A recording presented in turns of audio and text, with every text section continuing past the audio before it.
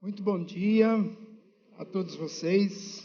Estou muito feliz de estar aqui, começando essa série de mensagens sobre profecia e focando a questão das ressurreições. Mas hoje há um motivo maior de eu estar muito feliz e grato. Mal de eu completamos hoje, exatamente hoje, 45 anos de casados. É bastante. Ela merece tudo isso, porque eu não podia ter esposa melhor para mim, não poderia ter mãe melhor para os meus filhos e nem avó para os meus netos. Então, meu bem, eu sei que não vai dar, mas eu topo mais 45, tá? O que der, o que vier já vem bem. Gente, ressurreição não é um assunto muito comum. A gente não fala sobre isso todos os dias, mas é muito importante falar, porque tem muito da nossa fé dentro desse assunto ressurreição. Como nós vamos ver hoje, muito. E é muito importante que a gente saiba o que vai acontecer com a gente e o que vai acontecer com os outros, o que Deus tem preparado, o que Deus prometeu fazer e que Ele vai fazer, né? Mas antes de abordar o assunto, eu quero fazer algumas afirmações, porque esse assunto de profecia é um assunto muito discutido. E eu não estou querendo fazer polêmica e trazer, assim, aqui discussões sobre profecia. A questão realmente não é essa, até porque eu hoje tenho uma compreensão um pouco diferente disso. Por exemplo, eu quero fazer algumas afirmações particulares, minhas. Eu sou pré-milenista, quer dizer, eu creio no milênio, que o milênio realmente vai acontecer e que o Senhor Jesus vai voltar antes do milênio e Ele vai tomar posse, vai reinar no milênio. Eu sou pré-tribulacionista, eu acho que nós vamos ser arrebatados antes da tribulação e que vai haver uma grande tribulação aqui neste mundo como nunca houve antes. Eu gosto muito de ter uma visão dispensacionalista da Bíblia para estudar a Bíblia. Mas tudo isso...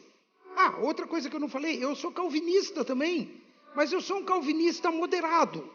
Eu não sou exagerado, pode conversar comigo, não tem problema nenhum. Mas todas essas coisas são maneiras humanas de compreender a Bíblia. Essas maneiras humanas não são a verdade. A verdade é a Bíblia. As escolas de interpretação da Bíblia, seja qual for, todas elas são humanas. O que é divino é a palavra de Deus. Esta é a verdade imutável. Então eu quero fazer uma afirmação sobre profecia, que para mim ela é suficiente. E eu acho que ela resolve todos os problemas. Nós não precisamos discutir profecia. Se todos nós crermos nisso que eu estou compartilhando com vocês, nós estamos crendo na mais absoluta verdade bíblica sobre profecia. E eu quero que vocês leiam na tela essa afirmação. Em algum tempo real, em algum lugar específico, de alguma forma, cada uma das profecias da Bíblia ou já se cumpriu, ou está se cumprindo, ou ainda se cumprirá. Essa é a verdade. O que você entende de profecia, ou o que eu entendo, pouco importa. O que importa é que a profecia vai se cumprir. Todas elas. Jesus disse que nem uma vírgula desta palavra vai se passar desapercebido, nem uma vírgula. Tudo o que está escrito, inclusive os céus e a terra passarão, mas o que está escrito nessa palavra não passará. Amém, irmãos? Esse é o verdadeiro alicerce da profecia bíblica. A nossa compreensão, ela pode ser falha, e ela é falha, ela é humana. Mas o que Deus disse que vai fazer, Ele vai fazer, certamente Ele vai fazer. Muito bem, hoje, sobre ressurreição, o título da mensagem é usar uma expressão oriental, muito comum, tanto da cultura judaica, como da cultura árabe. E o título que eu dei para a mensagem de hoje é A Mãe de Todas as Ressurreições. O que eu estou querendo dizer como a mãe de todas as ressurreições? É a origem, o fundamento, a razão, a maior de todas, a ressurreição soberana sobre todas, que é, evidentemente, a ressurreição de Jesus Cristo. E esse é o foco da nossa mensagem hoje. Na semana que vem eu vou falar sobre a natureza das ressurreições, especialmente as duas ressurreições que, divididas pela natureza, são a ressurreição da vida e a ressurreição da morte, o que a Bíblia chama de a primeira ressurreição e a segunda ressurreição. Só que essas ressurreições, elas têm etapas. Você pode dividir em 5 etapas, talvez 6, talvez até 7, como alguns fazem, etapas dessas ressurreições. Isso nós vamos ver a semana que vem. Mas todas essas ressurreições que a Bíblia menciona estão baseadas na ressurreição central e poderosa e geradora de todo poder de ressurreição, que é a ressurreição de Jesus. Então a nossa abordagem hoje é a ressurreição de Jesus. E eu quero que vocês acompanhem, por favor, o texto de 1 Coríntios capítulo 15, versículos 17 a 20. E se Cristo não ressuscitou, inútil é a fé que vocês têm, e ainda estão em seus pecados. Neste caso, também os que dormiram em Cristo estão perdidos. Se é somente para esta vida que temos esperança em Cristo, somos de todos os homens os mais dignos de compaixão. Mas se Cristo ressuscitou, de fato, Cristo ressuscitou entre os mortos, sendo Ele as primícias dentre aqueles que dormiram. Eu quero destacar 4 afirmações desse texto. A primeira é essa: e se Cristo não ressuscitou, é vã a nossa fé, e ainda permaneceis nos vossos pecados. Então, a ressurreição de Jesus é que dá validade para a nossa fé. Se Jesus não ressuscitou, nós cremos numa mentira. Nós não temos esperança. O cristianismo desmorona. Ele cai por terra. A grande base da fé cristã é a ressurreição de Jesus. Se Ele ainda não ressuscitou, diz o texto, nós ainda permanecemos na condenação dos nossos próprios pecados. Nós ainda estamos condenados ao inferno e vamos ser dirigidos para o inferno se por alguma razão Jesus não tivesse, seríamos dirigidos ao inferno se Jesus não tivesse ressuscitado. Então a ressurreição de Jesus é básica para a nossa fé, é básica para o nosso futuro, é básica para a nossa salvação. Não há cristianismo sem ressurreição de Cristo. A segunda afirmação do texto diz assim: e ainda mais, os que dormiram em Cristo pereceram. Todos aqueles que já morreram crendo em Jesus, eles estão perdidos. Eles também não têm salvação como nós não tivemos, nem os discípulos, nem os apóstolos, nem a família de Jesus, nem a igreja primitiva, nem os pais da igreja, nem os grandes evangelistas e pastores e mestres desses últimos 2000 anos. A outra afirmação é que se a esperança em Cristo se limita apenas a esta vida, nós somos os mais infelizes de todos os homens.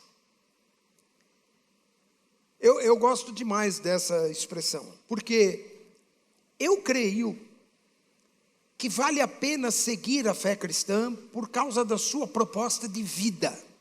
Vida, nossa vida aqui, o jeito de viver esta vida tem no cristianismo a sua melhor opção, a sua melhor alternativa. Mas, se Jesus não ressuscitou, não vai ter utilidade nenhuma na nossa morte. Levar uma vida santa, pura, bondosa, ética, de bons relacionamentos com amigos e familiares, tudo isso vai morrer com a morte e não tem fruto nenhum para a vida eterna. Então, por melhor que seja a vida de um crente neste mundo, se Jesus não ressuscitou, ele vai levar uma vida boa, mas perdida. Ele vai levar uma vida santa, mas sem qualquer resultado prático. Ele vai morrer como qualquer pessoa. Vai ser comido pelos bichos na terra como qualquer pessoa, sem esperança de vida eterna, condenado à morte eterna por causa dos seus pecados. Isso que diz o texto. Somos os mais infelizes dos homens. Já pensaram que coisa terrível? E depois a última afirmação do texto. Mas, de fato, Cristo ressuscitou dentre os mortos, sendo Ele as primícias dos que dormem. Que coisa boa isso. O texto é maravilhoso. A Bíblia tem umas coisas incríveis. Olha só, no argumento de Paulo aqui, ele está dizendo, mas de fato Cristo ressuscitou. Ele diz, não há dúvida. É um fato histórico, é inegável. É verdade, é absolutamente certo. É um verídico acontecido. Que Cristo ressuscitou. E ele então se tornou as primícias dos que dormem. O que significa isso? Pelo fato de ele ter ressuscitado, nós podemos ressuscitar também. Há esperança para nós. Porque se ele venceu a morte, se ele venceu o pecado, nós também podemos vencer a morte, podemos vencer o pecado. Se ele foi levado à presença de Deus, nós também podemos ser levados à presença de Deus. Se Deus deu a ele a vida após a morte, depois da ressurreição, Deus pode dar a nós também a vida eterna após a morte, depois da nossa própria ressurreição. É assim que essa verdade da ressurreição de Cristo é tão importante para nós. Na igreja primitiva, no livro de Atos, e depois no ministério de Paulo, de Pedro, dos apóstolos, a ressurreição era a base da pregação. Não havia pregação sem que se falasse da ressurreição. Por exemplo, Atos capítulo 2, versículos 23, 24 e depois 31 e 32. Olha o que diz. Este homem, Jesus, lhes foi entregue por propósito determinado e pré-conhecimento de Deus. E vocês, com a ajuda de homens perversos, o mataram, pregando-o numa cruz. Mas Deus o ressuscitou dos mortos, rompendo os laços da morte, porque era impossível que a morte o retivesse. Ele é o Pai da vida, é o Senhor da vida, a semente da vida, Ele é a própria vida. Ele disse, eu sou o caminho, a verdade e a vida. E a morte não podia matar a vida. Por isso a vida venceu a morte. Prevendo isso, falou da ressurreição do Cristo, que não foi abandonado no sepulcro e cujo corpo não sofreu decomposição. Deus ressuscitou este Jesus e todos nós somos testemunhas deste fato. O apóstolo Pedro está dizendo, nós todos aqui, nós vimos Jesus ressurreto.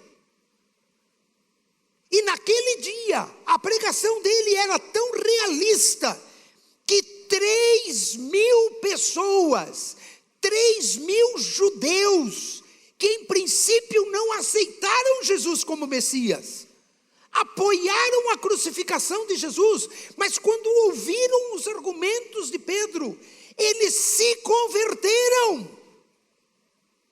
Eles reconheceram que o que Pedro estava dizendo era verdade. Eles creram também na ressurreição de Jesus. E Pedro está falando isso logo depois, meses depois da morte de Jesus.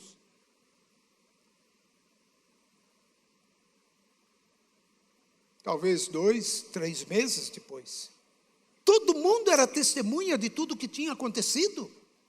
Se Cristo não tivesse ressuscitado, qualquer judeu podia levantar lá e dizer: eu sei que Jesus não ressuscitou.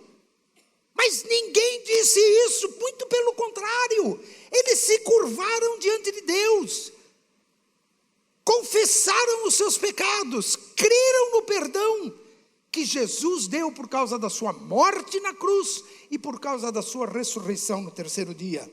Em Atos capítulo 4, versículo 10... saibam os senhores e todo este povo de Israel, que foi por meio do nome de Jesus Cristo Nazareno, a quem os senhores crucificaram, mas a quem Deus ressuscitou dos mortos. Este homem está aí curado diante dos... É por causa desse nome que esse homem está aí curado diante dos senhores, aquele aleijado do templo que foi curado. Em Atos capítulo 3, o Deus dos nossos antepassados, ou capítulo 5... o Deus dos nossos antepassados ressuscitou Jesus, a quem os senhores mataram, suspendendo-o no madeiro. Deus o exaltou, colocando-o à sua direita como príncipe e salvador, para dar a Israel arrependimento e perdão de pecados. Nós somos testemunhas destas coisas, bem como o Espírito Santo que Deus concedeu aos que lhe obedecem. E Paulo, lá em 1 Coríntios 15, ele faz um resumo da mensagem do Evangelho, que era a mensagem que ele pregava em todo lugar que ele ia. Pois o que primeiramente lhes transmiti, foi o que recebi, que Cristo morreu pelos nossos pecados, segundo as Escrituras, foi sepultado, e ressuscitou no terceiro dia, segundo as Escrituras. Esse é o documento. Esse livro é o atestado de óbito de Jesus e o atestado de ressurreição. Esse segundo ninguém tem, só ele. Fala da morte. Por que da morte? Mas fala da ressurreição e o porquê da ressurreição. Nenhuma outra religião, a não ser o cristianismo, afirma a ressurreição do seu personagem central. Nem Buda, nem Maomé, nem as vacas sagradas lá da Índia. Nunca se falou de uma vaca ressuscitar, né? Não se conhece nenhuma vaca que ressuscitou. Nenhum outro líder. Ninguém mais. Só Jesus. A mensagem do cristianismo ela é única. Ela se destaca diante de todos e ela desafia a ciência, ela desafia a história, ela desafia os incrédulos, ela desafia os pesquisadores, ela desafia todos.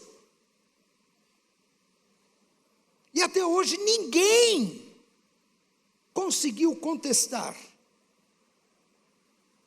o fato da ressurreição de Jesus.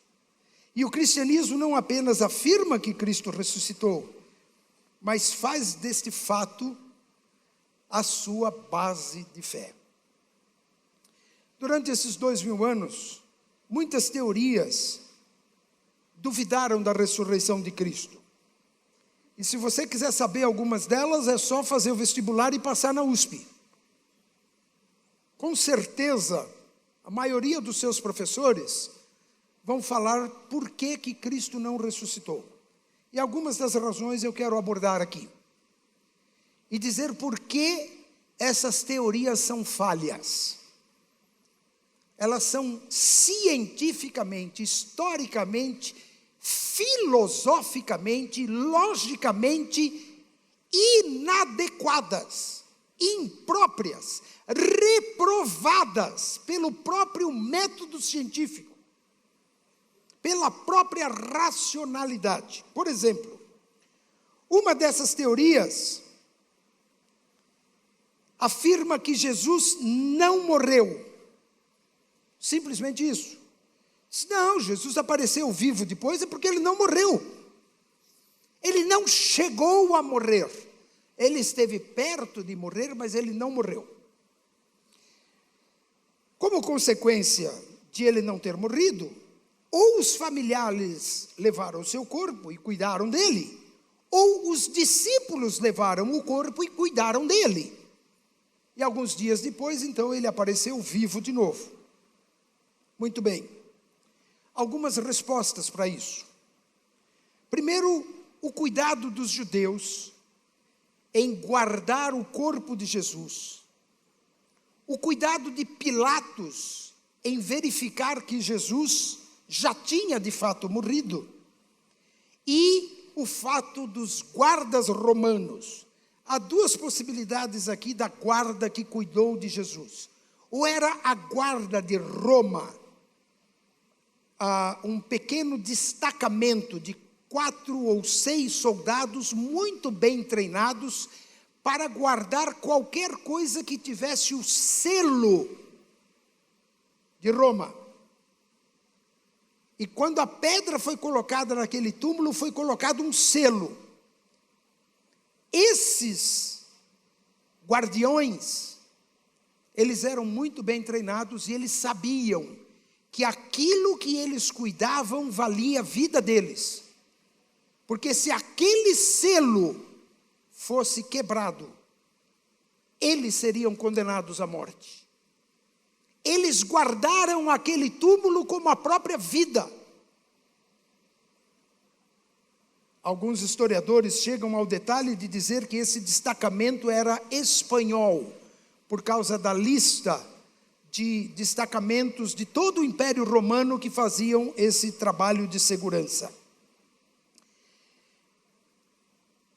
Muito interessante que os romanos que adotaram a crucificação como uma condenação de morte, uma forma de condenação de morte, eles tinham que se resguardar de que aquele condenado tinha morrido, porque era possível ser crucificado e resistir muitas horas nessa crucificação. Então, não queriam que nenhum corpo fosse tirado da cruz que não tivesse morrido. Por isso nós lemos no Evangelho de João o que está escrito lá no capítulo 19. Acompanhe a leitura. Era o dia da preparação e o dia seguinte seria um sábado especialmente consagrado. Como não queriam que os corpos permanecessem na cruz durante o sábado, os judeus pediram a Pilatos que mandasse quebrar as pernas dos crucificados e retirar os corpos. Deixa eu explicar por que isso. Quando ele estava com as mãos pregadas e os pés estavam pregados, mas em cima de uma madeira que estava colocada ali na cruz, eles meio que se sustentavam, se suportavam, e diminuía o sofrimento e prolongava a morte. Iam morrer de qualquer jeito, mas tinha um certo prolongamento. Então eles quebravam as pernas, normalmente a parte de baixo das pernas, ou no próprio joelho.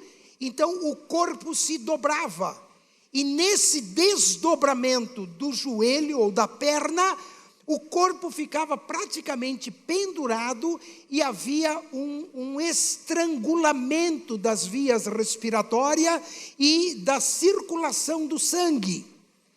de tal maneira que havia um rompimento do coração. O coração se rasgava e parte do sangue do coração ia para o pulmão, que a essa altura já tinha acumulado como proteção água. Então aí vocês veem, isso é coisa de medicina, até hoje se estuda a respeito disso. É cientificamente provado que é assim que morre uma pessoa crucificada, pelo rompimento do coração e por esse acúmulo de água na pleura ao redor do pulmão. Muito bem. Eles pediram para Pilatos que mandasse quebrar as pernas dos crucificados e retirar os corpos. Vieram então os soldados e quebraram as pernas do primeiro homem que fora crucificado com Jesus e em seguida as do outro. Mas quando chegaram a Jesus, constatando que ele estava morto, não lhe quebraram as pernas. Eles viram que Jesus já estava caído, que já estava com a perna dobrada. Não precisava quebrar as pernas, porque na verdade ninguém tirou a vida de Jesus. Ele deu a sua vida por nós. Quando ele disse, tudo está consumado, a Bíblia diz que ele fez o quê? E ele rendeu a Deus o seu espírito. E ele morreu. Em última análise, ninguém matou Jesus. Ele morreu porque ele decidiu morrer. Ele se entregou por nós. E quando os soldados chegaram e viram que ele já estava com as pernas dobradas, porque ele já tinha morrido. Só que o versículo 34 diz uma coisa interessante. Em vez disso, um dos soldados perfurou o lado de Jesus com uma lança, e logo saiu sangue e água. O sangue que saiu do coração, porque o coração se rasgou, e a água do pulmão. Uma mistura de sangue e água, que só é possível depois que uma pessoa já morreu. Foi por isso que o soldado furou o lado de Jesus. Foi uma outra forma de comprovar que ele já estava morto. Aí, versículo 35, aquele que o viu, disso deu testemunho. É o próprio João que está falando. E o seu testemunho é verdadeiro. Ele sabe que está dizendo a verdade. E dela testemunha para que vocês também creiam. Estas coisas aconteceram para que se cumprisse a Escritura. Nenhum dos seus ossos será quebrado. E como diz a Escritura em outro lugar, olharão para aquele que transpassaram. Não quebrou a perna, cumpriu a profecia. Transpassou o lado, cumpriu a profecia. E constatou o quê? Que Jesus já havia morrido. Então essa história de que Jesus não morreu, para com isso. Não tem como ele não ter morrido. A segunda teoria é que Jesus não foi sepultado. O que significa isso? Que ele não foi colocado naquela sepultura. Quando foram lá e abriram aquela sepultura e não tinha ninguém, claro que não ia ter ninguém mesmo, que nunca puseram Jesus ali. Então dizem que Jesus não foi sepultado. Agora, vamos pensar de uma forma lógica. Os judeus que tinham promovido a morte e a crucificação de Jesus, estavam atentos a cada passo de tudo o que acontecia com Jesus, e com o sepultamento, e com muito cuidado. Vejam o que diz Mateus capítulo 27. Falando para os judeus, falando para Pilatos, ordena, pois, que o sepulcro dele seja guardado até o terceiro dia, para que não venham os seus discípulos, e roubando o corpo, digam ao povo que ele ressuscitou dentre os mortos. E este último engano será pior do que o primeiro. Então os judeus sabiam de que havia uma possibilidade de Jesus ressuscitar. Mas eles não acreditavam nisso. Mas eles se asseguraram. E eles estão colocando uma guarda num sepulcro. Se o corpo não estivesse lá, eles iam guardar o quê? Guardar por quê? Qual o sentido que isso tinha? Nenhum. José de Arimateia foi quem administrou o sepultamento de Jesus. Ele e Nicodemos. 2 homens que participavam da liderança espiritual do povo de Israel. Eles eram da liderança espiritual. Vejam o que diz. Depois disso, José de Arimateia pediu a Pilatos o corpo de Jesus. José era discípulo de Jesus, mas o era secretamente, porque tinha medo dos judeus. Com a permissão de Pilatos, veio e levou embora o corpo. Ele estava acompanhado de Nicodemos, aquele que antes tinha visitado Jesus à noite. Nicodemos levou cerca de 34 quilos de uma mistura de mirra e aloés e perfumes. Tomando o corpo de Jesus, os 2 o envolveram em faixas de linho, com as especiarias, de acordo com o costume judaico de sepultamento. No lugar onde Jesus foi crucificado havia um jardim. E no jardim um sepulcro novo, onde ninguém jamais fora colocado, que no outro evangelho diz que era de José de Arimateia. Por ser o dia de preparação dos judeus, e visto que o sepulcro ficava perto, colocaram Jesus ali. Bom, a profecia de Isaías, de 700 anos antes, disse que Jesus seria colocado num túmulo de rico. Diz lá no capítulo 53, foi-lhe dado um túmulo com os ímpios e com os ricos em sua morte. Embora não tivesse cometido nenhuma violência, nem houvesse nenhuma mentira em sua boca. Contudo, foi da vontade do Senhor esmagá-lo e fazê-lo sofrer. E embora o Senhor tenha feito da vida dele uma oferta pela culpa, ele verá a sua prole, a sua continuação, e prolongará os seus dias. Quer dizer, ele vai viver de novo, porque a vontade de Deus vai prosperar em sua mão. Se Jesus não foi sepultado, então era só mostrar o corpo.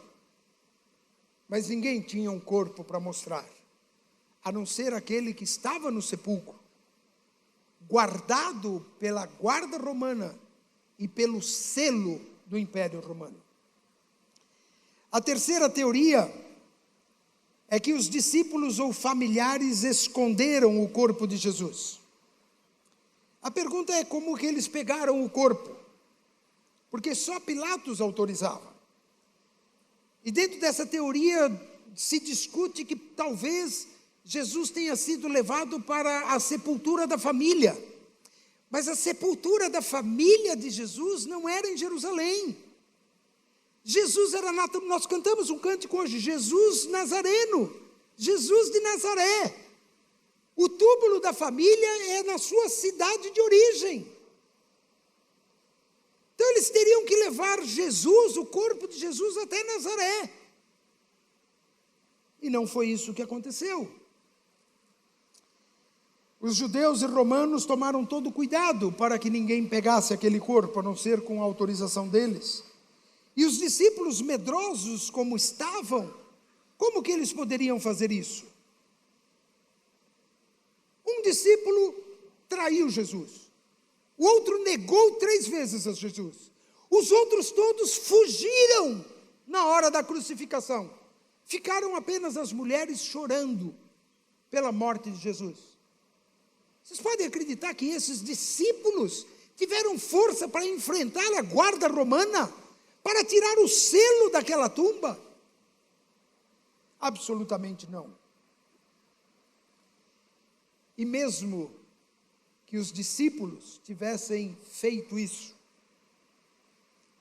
os judeus não iriam descobrir aonde tinham colocado Jesus?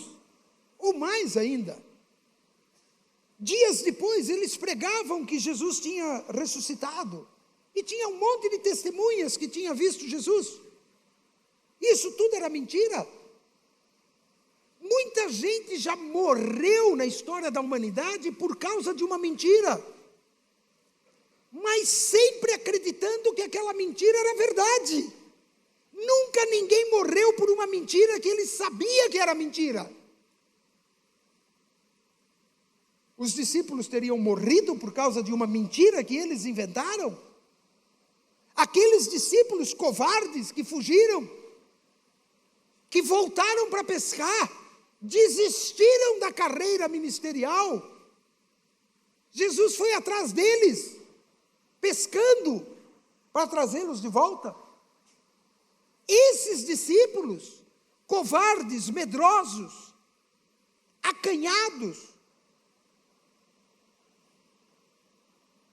criaram a maior mentira da história da humanidade e morreram por essa mentira e pregaram essa mentira e nunca nenhum deles desmentiu.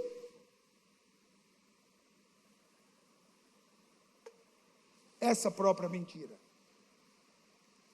Marcos capítulo 16, versículo 6. Não tenham medo, disse o anjo, para as mulheres.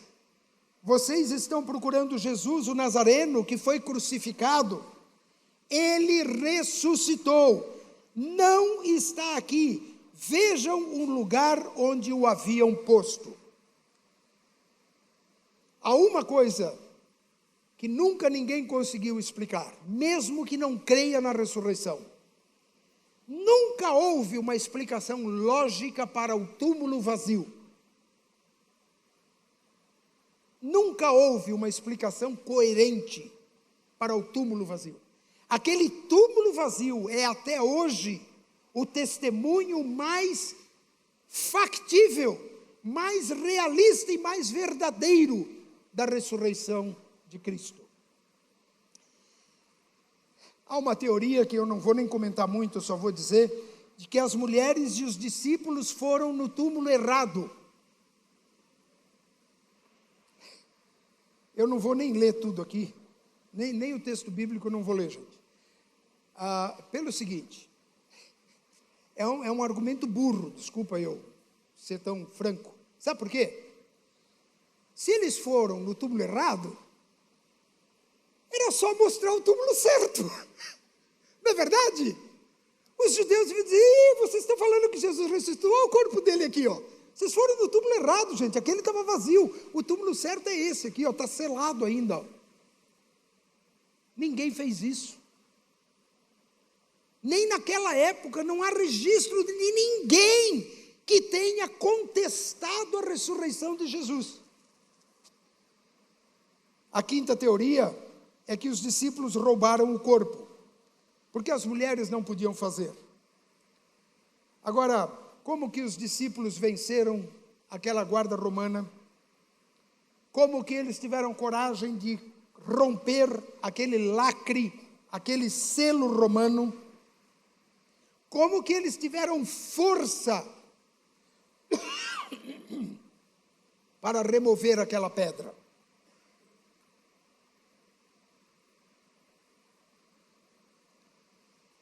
A teoria 6, e a última que eu quero falar, os testemunhos foram forjados.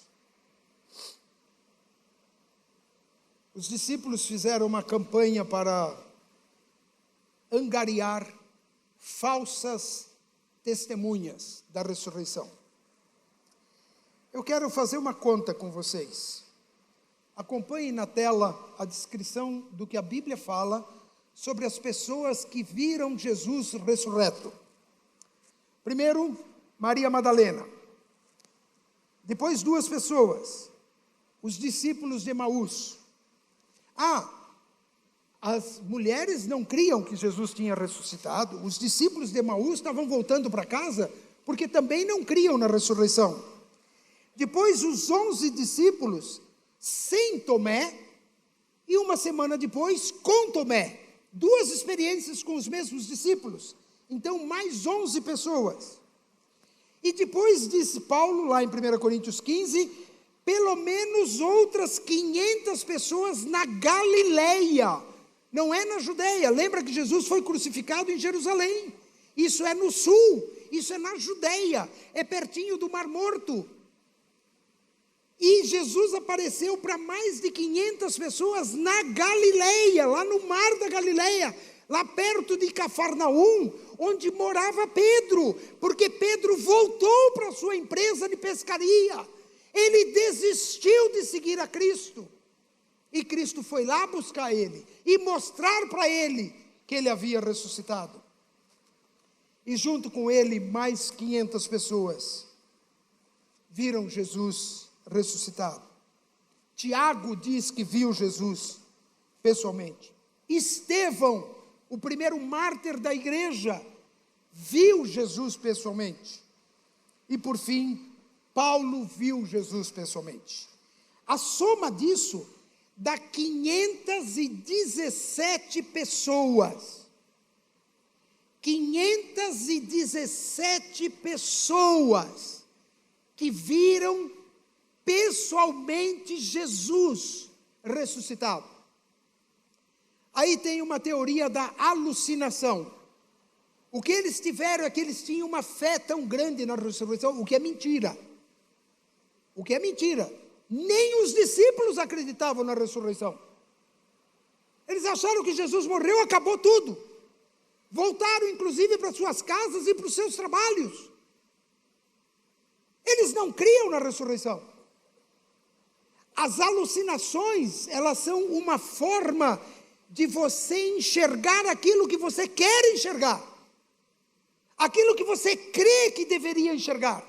E não era o caso dos discípulos. A outra coisa sobre alucinações, uma pessoa sozinha tem alucinação. Duas não podem ter a mesma alucinação. É só uma. Aí apareceu para 2 discípulos, depois para os 11 discípulos, e depois para quase 500 pessoas. Ou mais de 500 pessoas. Não existe isso. A ciência da psicologia não prevê isso. Ela discorda disso. Isso não é um argumento científico. Isso é anticientífico. Isso não é verdadeiro. E por fim, o testemunho de Paulo de Tarso. Em Filipenses capítulo 3, versículos 10 e 11. Quero conhecer Cristo, o poder da sua ressurreição e a participação em seus sofrimentos, tornando-me como ele em sua morte, para de alguma forma alcançar a ressurreição dentre os mortos. Paulo, o grande apóstolo do cristianismo, o grande missionário, o grande fundador de igrejas, o grande teólogo do primeiro século. E não sei se vocês sabem, mas 1 Coríntios, a carta escrita à igreja de Corinto, foi escrita 20 anos depois da morte e ressurreição de Jesus. Muita gente ainda estava vivo quando 1 Coríntios foi escrito antes dos evangelhos. E é esse texto de 1 Coríntios onde Paulo disse: eu entreguei para vocês o que eu também recebi de Cristo. Que ele morreu pelos nossos pecados, foi sepultado e ressuscitou ao 3º dia. E foi ele que disse que se Cristo não ressuscitou, é vã a nossa fé.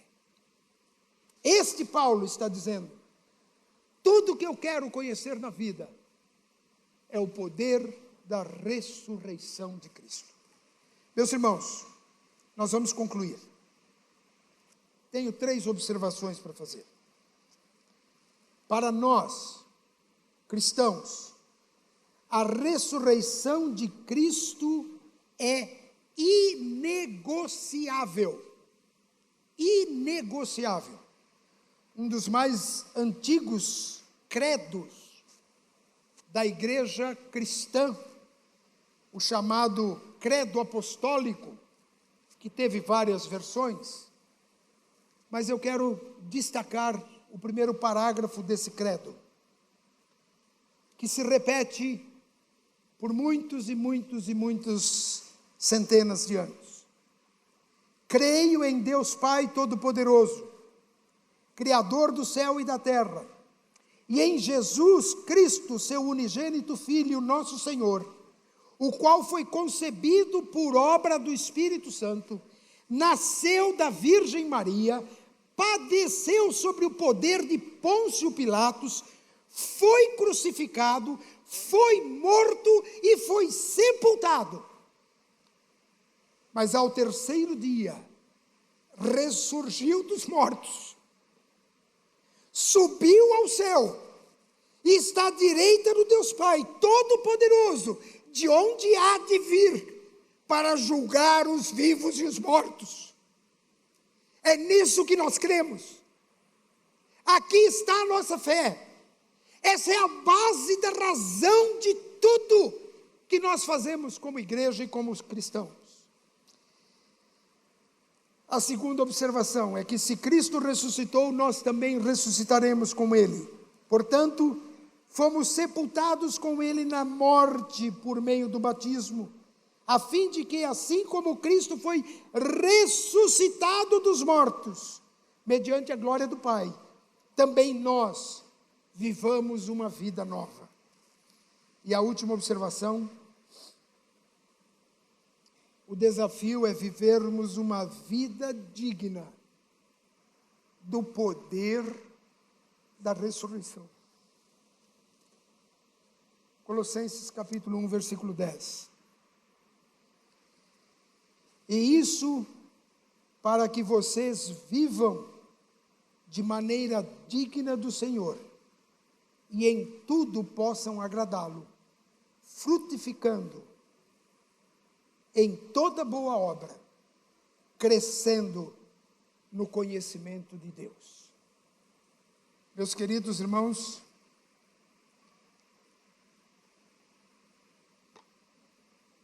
eu quero concluir dizendo que uma das músicas mais bonitas para mim que eu conheço é uma música do cantor e compositor recente, atual, americano, chamado Kirk Franklin. Ele tem uma música chamada Don't Cry. E a letra diz: não chore mais, porque Ele vive. Eu queria dizer isso para você. Não chore mais. Não sofra mais. O sofrimento é passageiro, a tribulação é passageira. A sua fé é que vai permanecer. A sua ressurreição está garantida em Cristo. Não chore mais. Ele vive. Amém. Que Deus abençoe cada um de vocês.